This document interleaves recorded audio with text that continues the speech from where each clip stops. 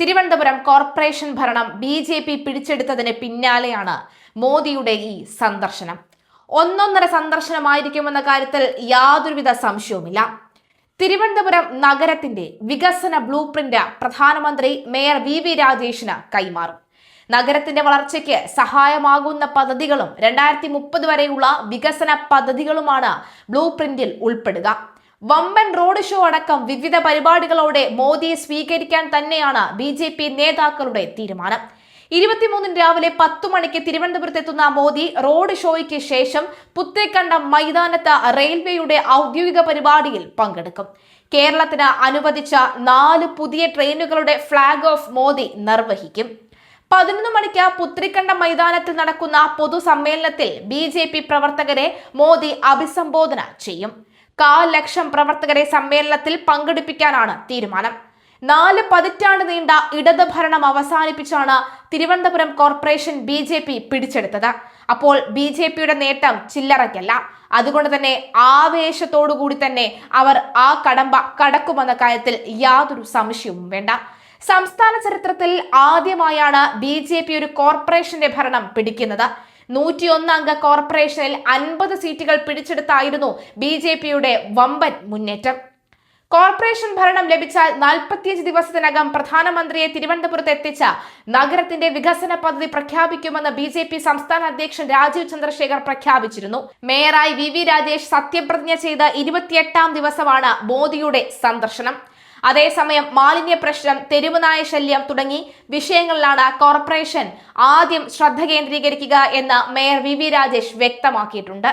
നിയമസഭാ തെരഞ്ഞെടുപ്പ് പോരാട്ടത്തിലേക്ക് BJP പ്രധാനമന്ത്രി നരേന്ദ്രമോദിയുടെ തിരുവനന്തപുരം സന്ദർശനത്തോടുകൂടി നിയമസഭാ തെരഞ്ഞെടുപ്പ് പോരാട്ടവും സജീവമാക്കുമെന്ന കാര്യത്തിൽ സംശയമില്ല.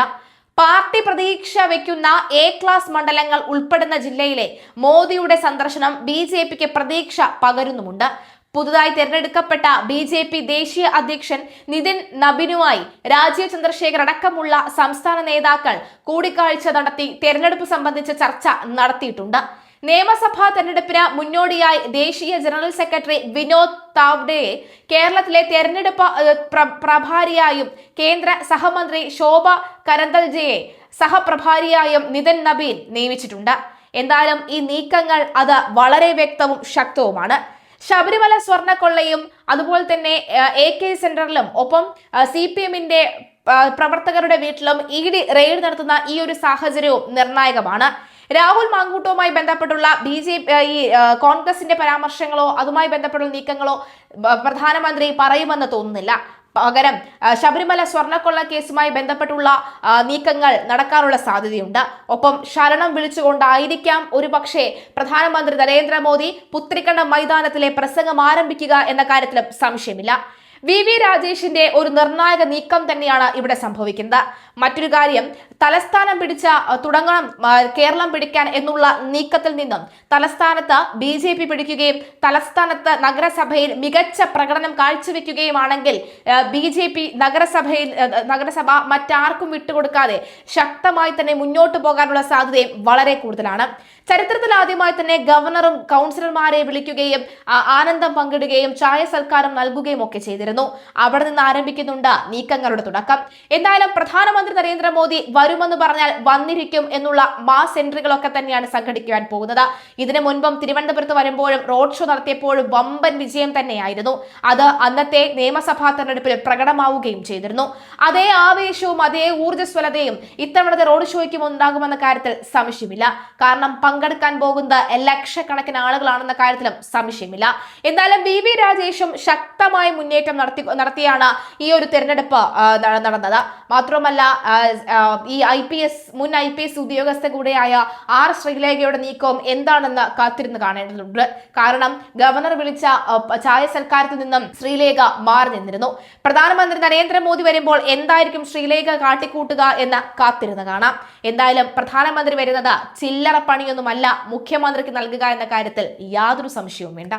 BJP ഭരണം പിടിച്ച തിരുവനന്തപുരത്തിന്റെ ബ്ലൂ പ്രിന്റ് വഴി മിഷൻ കേരളമാണ് ലക്ഷ്യം. തിരുവനന്തപുരം കോർപ്പറേഷൻ ഭരണം നേടിയാൽ 45 ദിവസത്തിനകം പ്രധാനമന്ത്രി തലസ്ഥാനത്ത് എത്തുമെന്നായിരുന്നു BJPയുടെ തെരഞ്ഞെടുപ്പ് വാഗ്ദാനം. ഭരണം പിടിച്ചതിന് പിന്നാലെ വാക്കുപാലിച്ചെത്തുമെന്ന മോദിയുടെ വമ്പൻ പ്രഖ്യാപനങ്ങൾ തലസ്ഥാനത്തുണ്ടായേക്കുമെന്നാണ് പ്രതീക്ഷ.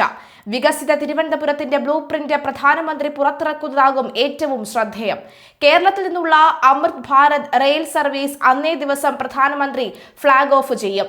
തലസ്ഥാനത്ത് പുതിയ കേന്ദ്ര പദ്ധതികൾ, സ്മാർട്ട് സിറ്റിയുടെ അടുത്ത ഘട്ടം, മാലിന്യ സംസ്കരണത്തിനുള്ള ബൃഹത് സംരംഭം, വിഴിഞ്ഞം തുറമുഖം കണക്ട് ചെയ്തുള്ള വികസന കോറിഡോർ അടക്കം പ്ലാനിലുണ്ടെന്നാണ് സൂചന.